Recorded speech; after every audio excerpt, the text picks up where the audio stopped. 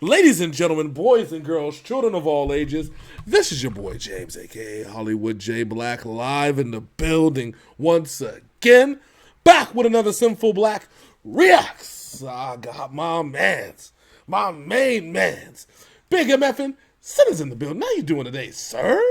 Man, I am doing lovely over here working on some of the business side of things. Yeah. But found out this morning that the original video we recorded for this one, which was another version, a shorter version, was blocked by the people who which at Wembley Stadium. I did not realize any part of that video was done at Wembley Stadium. So, which part to me, I'm thinking to myself, hold on, X Japan is the one that performed there. X Japan is the one that had to probably pay and make sure everything that happened there and camera crews and everything else, and yet Wembley Stadium says, what, there's part of my stadium in this video? Fuck you guys. You guys owe can't us. use any of it. None of it. All right. So what's going to happen is what I'm saying, I'm just going to give this explanation real quick. What I'm saying, working on the business side of things, we told y'all before we might be needing help from you guys, not because of the Love Bites things. And if you're watching these, remember, these are not live. They're pre-recorded. Yes. Not only, but they're not. We are starting. Go ahead. I was going to say, but they're pre-recorded, but they're not edited. What you see is literally what you get. We had tried the editing thing, and guess what? Our fans shamed us to hell. And we suck at it. Yeah, no, not going to do it. You will get all of it. Anyway, so building the Patreon page and the original reaction to this and a couple of the Baby Metal ones and the I Prevail one that never got to see the light of day on YouTube will be available on there. We'll set all the pricing and get everything going there. We'll let you know when that launches live. So. Yes, and it won't be too expensive because, we're not popular and we're not getting naked. So, I'm good. Big Sin might, you know what I'm saying? Big Sin might send you to his private collection.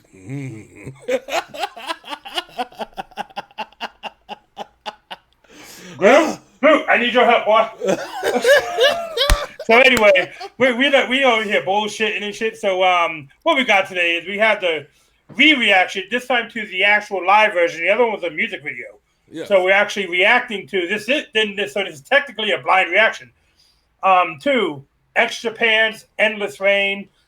The video we loved, and we made some valid points in that video. So when it's on Patreon, I'll let you guys know so you guys can actually see it. Yeah, definitely check it out. Once it gets into the Patreon, you have a nice raw reaction from us from there. But this is going to be fun because, man, you look at this cat's look on his face, bro. Like, damn, he's like, he done been through it. You know what I'm saying? Yeah, because the one that we did, they had a whole lot of hair. A whole lot of hair. You see this, and he's like, I done seen some things and some stuff. Boy. So we're not going to be pausing through the video because it is 10 minutes long, and we've been rambling for about 3, so let's get it going. All right. So without further ado. Kazoom type, bless you, and every other thing that people say when you sneeze. Thank you, sir. This is X Japan Endless Rain live from Tokyo Dome, right here on Synful Blaq Reacts. Let's go.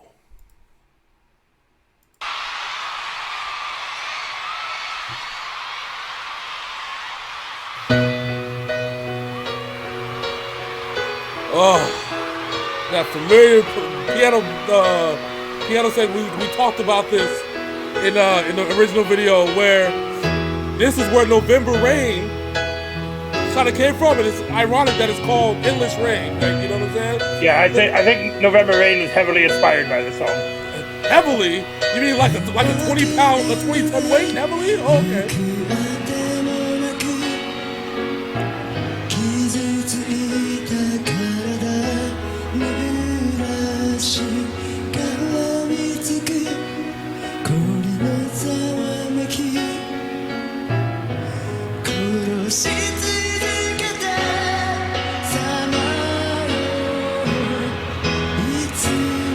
Like you feel it too. Like when you hear that November Rain, now you know where Axl Rose, he had to jack the whole shit. It's okay. It's okay, Axl. We still love you, alright? But X Japan needs their check. Thank you.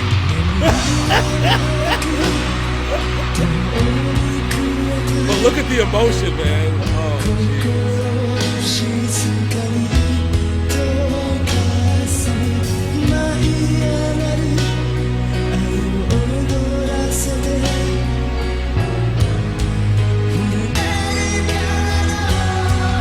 His voice is amazing too. oh, I know, right?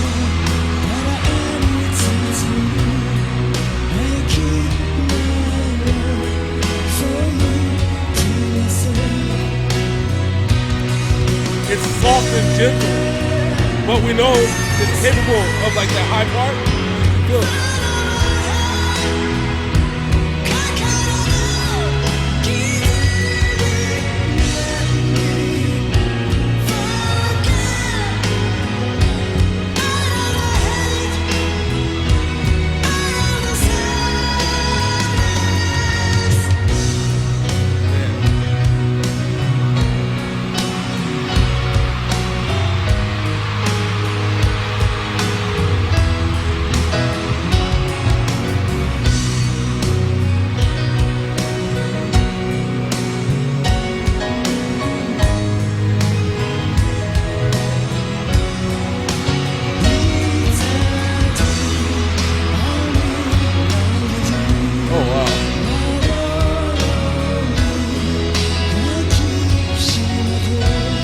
Directly approach him.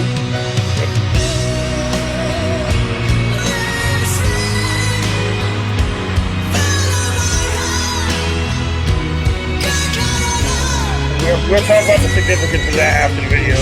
Yeah. But you can tell that because he's the one that passed away. Was he the one that passed away 6 months after this film? So yeah, like you can tell. But not 6 months, it was a year and a half. Year and a half.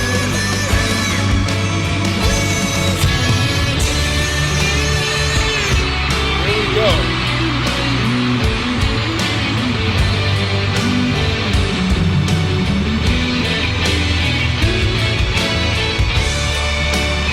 He's killing the guitar too. Oh, murdering that shit. That's like pure 80s right there, bro. Like, come on, dog. I think he can take Slash and top this. Remember, Slash had that part in Deliberate. That's what I'm saying. Like I said, extra man needs their check. And that shit over.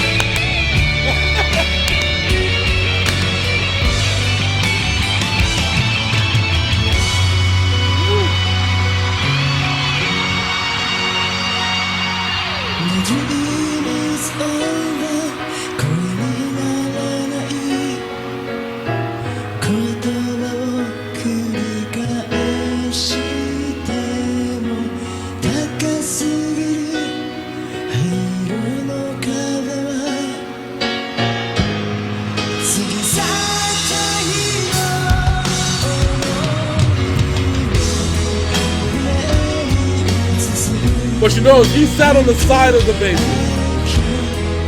And he started on the side of the piano. Sat on the in between both of them. Yeah. But he directly stared directly at the guitar.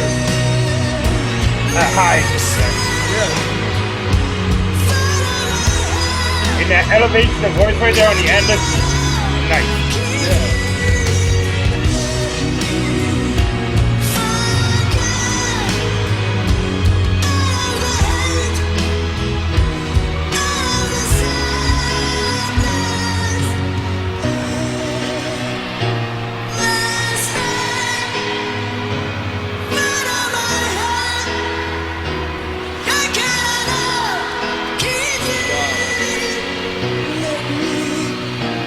The person who edited and shot this video was amazing too.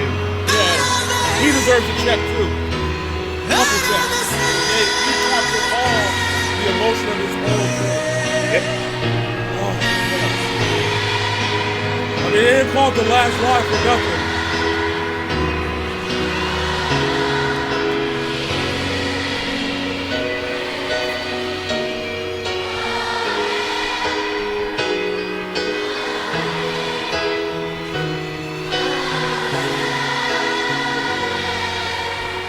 It has a beautiful message.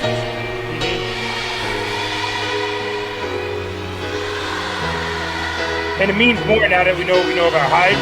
Yeah. So yeah. And we'll get to that. But like you could tell something deeper. When this was all done, it was a lot deeper than it's just being the last line. You know what I'm saying? And you can see in their eyes that there is that kind of regret and sadness. Yeah. That they knew this was going to be the end of them touring together. Yeah. And doing music together. Yeah. But Hyde left the group shortly afterwards. So. Yeah. And we're going to have a discussion when the video's over. So. Yeah. All of them kind of just, but you can tell they're so talented, bro. We're going to do more research into the other members. Yeah. But we did some research into the guitarist and we got some interesting stuff to talk about. Yeah. Yeah. Because that's a whole conversation in and of itself. And that's something that we got to... And the fact that this large crowd, what you guys say, 50K people in this place, is in unison singing this beautiful song beautifully to the band while they just stare at it. Yeah. Yep.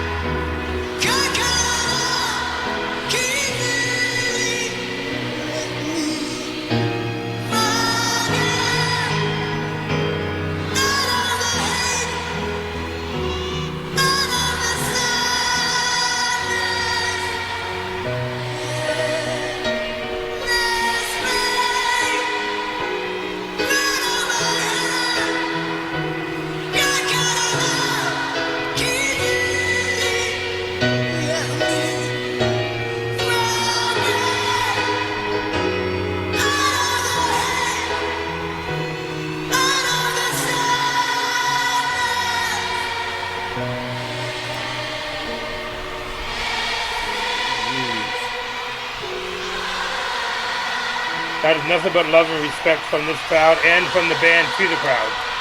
Yeah.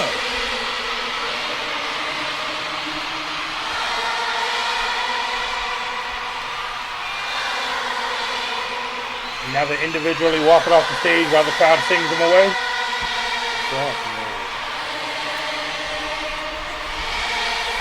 You can feel it. You just feel that energy. And you just bowed in respect. Yeah.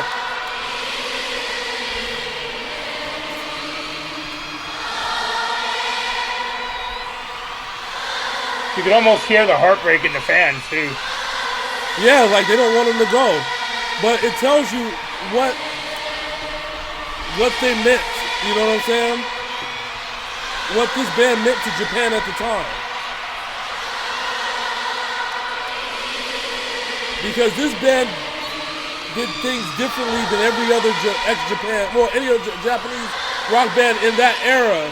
Yeah, this band kicked the door open for bands like Big Metal, Love Bites, Nemo Filler, fucking Bandmade, Trident, who we checked out during this week, and all that stuff. This band kicked the doors open for these bands.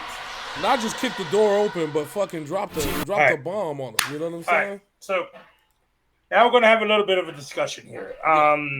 So we did some research here and about the guitarist Hyde, and he left the group shortly after that performance, and he actually went on to America and formed a supergroup called, what was it called? Zilch. In 96. So interesting thing about Zilch is that they actually did songs with Old Dirty Bastard, Ooh, baby, I like it raw. Sin Dog. You know who Sin Dog is, Mm-hmm. right? From Yep. Cypress Hill. Yep. They did. This is from a hip hop. They did songs with other people, but the hip hop references. Now you think about hip hop and rock. You know what I'm saying? They've always been intertwined. Yeah. Aerosmith, the Run DMC, they've always been together. Yeah. Also, Mellow Man Ace, the rapper from Cuba, did a song with him, and they mixed it with a bunch of DJs. Cool Keith, they did it with Cool Keith, bro. Keith. Okay, so we were talking about Hyde here. He had a lot of, let's say, transgressions with the country that's from Japan. Mm-hmm. He is looked at as what they say. Oh, here it is. It's he was seen as the icon for Japanese youth rebelling against their country's conformist society. Yes. So he was looked at as an icon, and when you read more about him and his death, you realize that how weird fandom can be. Yeah. And how emotionally attached people were to this man as fans. Yeah. Well, you have to consider a lot of things. We're talking about late 90s, early 2000s Japan. Yeah, because he passed away in 1998. Yeah. So that's what I'm saying. You have to consider that as a whole, right? Like, so I mean, it's still like that to this day anyway, so. Yeah, but imagine, see, here in America, right, there's people through all walks of life, okay? Mm-hmm. So anything that's out of the normal is not like a bad thing in Vegas, right? Like for example, Vegas. Vegas has a little bit of everything. Okay? Yeah, Vegas is a melting pot. Yeah. We have everything here. Yeah, as opposed to Japan, where, I mean, based off of what you see, of the commentary that you just read, it's very conformist, very conservative. Like, if you're doing something out of the ordinary, you're dishonoring your family type shit, you know what I'm saying? And so, to a lot of the youth, Hyde was the anti-Japan. You know what I'm saying? If that makes sense. And here in America, we can, relate that to what Kurt Cobain did for the youth in his day. Yeah. Where people, even after he committed suicide, there were copycats. And much like Hyde here, 3 teenagers did the same thing. Yeah. How he passed away. Well, keep in mind, nobody looked like Nirvana when Nirvana came out. Sounded anything. Exactly. No one. And so when you heard it, it was one of those things like, fuck, this is fucking amazing. You know what I'm saying? And if you're poor and in that dirty, dungy life, it grabs you by the heart and never lets go. Mm-hmm. Imagine living in Seattle in the early 90s. Yeah. You know what I'm saying? Imagine before Starbucks, people. Before Starbucks. Before Starbucks. Or even when the Starbucks was still dirty and dingy, right? Because at least that, you know what I'm saying? Like, it wasn't, Starbucks wasn't this corporate entity icon. It was a place where you got fucking coffee. You know what I'm saying? And then there was the burger shop. I forget what the name of the burger shop in Seattle is. It's off of a block where, you know what I'm saying, nobody would expect it. You know what I'm saying? Like it's like almost looks like the hood. But that's Seattle. Nirvana encapsulated everything like that in that. I can't remember if they're from Seattle, but they encapsulated everything that was that grunge life. You know what I'm saying? That's where the grunge sound came from in America. Yeah. You know what I'm saying? And to lose basically what a lot of people's reason for living was they found something that they could attach themselves to, you know, that made them realize that he's one of my own. You know what I'm saying? I can relate to this. I'm different, and I'm trying to find a way to express my differences, and he looks like me. He acts like me. He's thinking the same thing like me. I don't want to be like everybody else. I want to be different, and he's showing me that it's okay to be different. And that is what Hyde was to a lot of people in Japan.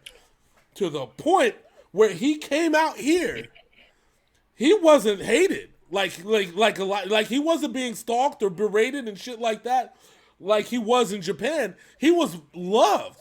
He started a band. He brought a couple of his friends over and a bunch of people, you know what I'm saying, and mixed a bunch of stuff. He had ideas that were grand, bigger than anything. He even created out in Japan a school in a label for musicians to come through so they can learn how to be different than everybody else.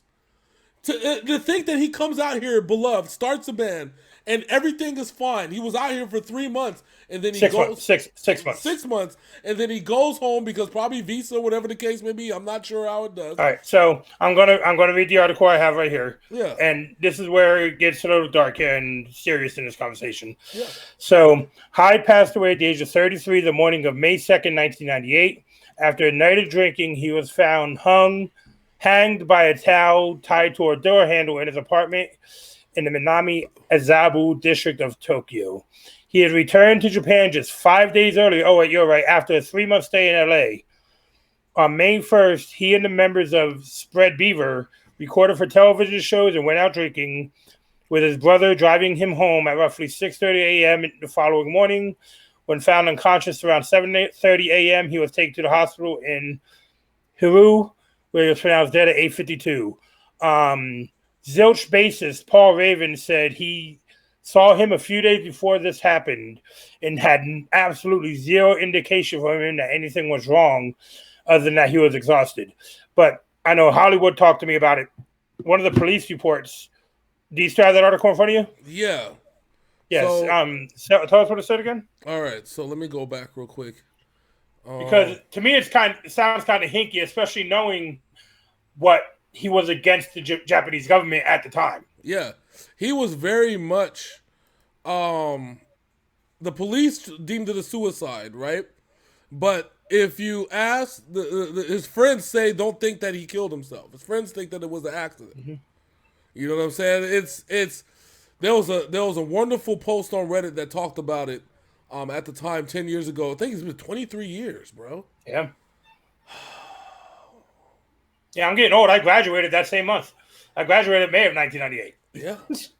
Yeah. Like you think about it, and it's like, it's he bucked the whole entire trend. I'll give you a quote that was in this, okay? So Hideto was one of the few musicians to turn visual kei into something worthwhile. As a model with photographer Hideo Kano, he produced many great works of photographic art early in his career. As a musician, he made some of the most memorable music to grace the top of the bland as hell Oricon charts and was X Japan's last shred of rock and roll dignity.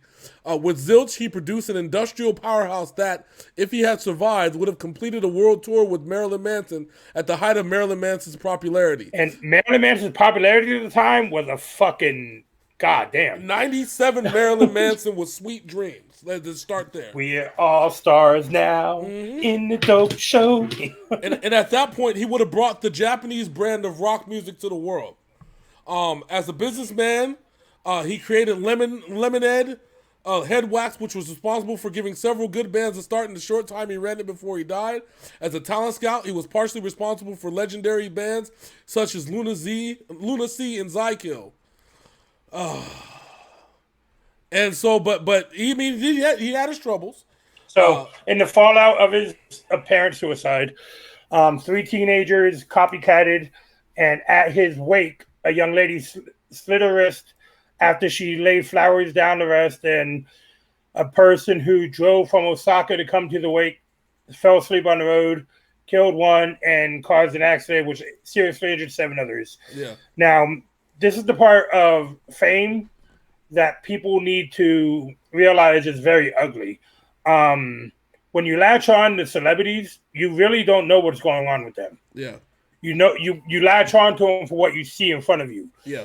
You don't know what's going on with them personally. And like Charles Barkley and some other people have said, please don't go by our actions. Please look up to the people who you actually know. And see, I agree with that to a point, because the problem is, it took me a minute because I've been on a rapper, you know who Ritz is, for the people that don't know Ritz. I've been, shout out to Ritz. I've been on a kick listening to a lot of his music. And the people that he grew up around were a bunch of shitty people. Yeah. You know what I'm saying? Yeah. You know what I'm saying? And he was a product of his environment. He's cleaning himself up now. Yeah. But he was a product of his environment. But what I'm saying is, don't latch on that deeply to celebrities. Yeah, exactly. And it's a double-edged sword because with celebrities are people and people suck. You know what I'm saying? At the same time, people are people and people suck. So, so I mean, you know what I'm saying? It's just hard. And just like I said earlier, you see somebody that you resemble and you want to emulate, and it's like they fit the mold that you're in, and you realize, hey, this person's just like me. It's hard to pull that person. It's hard to tear yourself away because then you feel like you have nothing to live for. And I don't want to ever say that nobody has nothing to live for. But man, they in their mind they don't think they do. Yeah, exactly. Because that's what it is. It's all about your current mental state, also. Yeah, it's just rough to it's a rough thought process. But so here at Synful Blaq, we just want to encourage you to surround yourself with people who are actually good people. Don't pay attention to the shitheads. Don't pay attention to people who are always hating on you, because that's what Cat Williams said it best. A hater's just doing their job. They're just gonna hate. You know what I'm saying?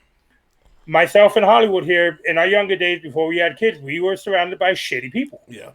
And I mean, it almost ended this man's life sitting next to me over here. Yeah. And thank everything he's still here, but he knew, and we all know now who we have and who are the ones that treat us with the love and respect that we all deserve in this life. Never feel like you don't deserve love or respect from people. Yeah. You are an individual who deserves that shit. Yep. And you guys know me. I don't talk this much usually about shit. Yeah. Exactly. But it's a good conversation to have. This right here is a good conversation to have because, listen, this man changed a lot of people's lives. And he had the opportunity to change even more. But his sudden passing, it was cut short. And I don't have all the answers. I'm not here to speculate. This isn't a YouTube video that wants to talk about speculate on anybody's death. Maybe we'll do that on Patreon. Maybe. Joking. Oh no, but all I can say, I'll tell it like this: we know what happened to Bruce Lee, and I'm just gonna leave you with that. We know what happened to Brandon Lee. We know what happened to Brandon Lee.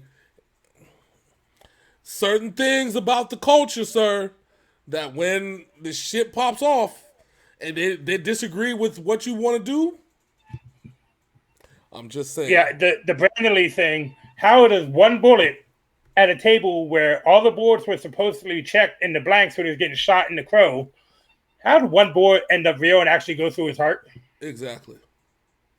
But anyway, we're not going to do our normal outro here. We just want you guys to know, treat each other with love and respect.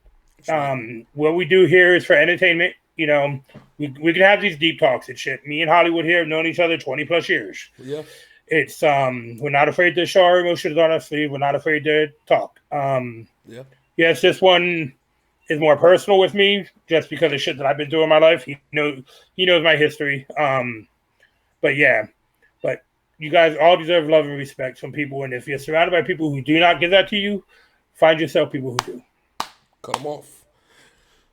So until next time, that's my man Big Sin. I'm your boy Hollywood J. Black. This is Synful Blaq Reacts, and we are out this thing. Deuces.